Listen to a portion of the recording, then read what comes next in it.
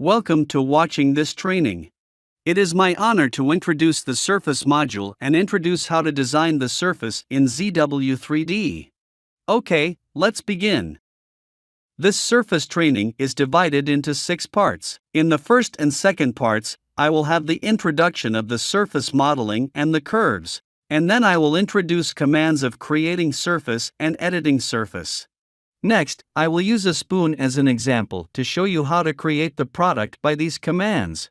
Finally, I will introduce some skills about how to create advanced surfaces. This is the first part. Introduction to surface modeling. In this part, I will tell you what surface modeling is and its normal workflow. Before introducing the workflow of surface modeling, you need to know the relationship between the shape and surface, and the relationship between the surface and the curve. As you can see, the appearance of a shape can be formed by multiple surfaces, and a surface is usually formed by multiple curves. Therefore, the quality of the surface relies on the quality of the curve, and the appearance quality of the shape relies on the quality of the surface.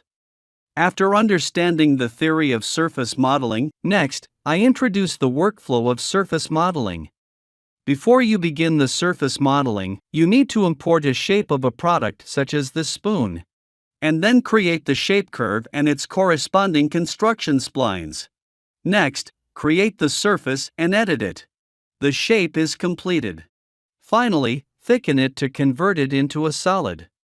This is the normal workflow of surface modeling. Okay, this is all the content of this video. Thanks for your watching.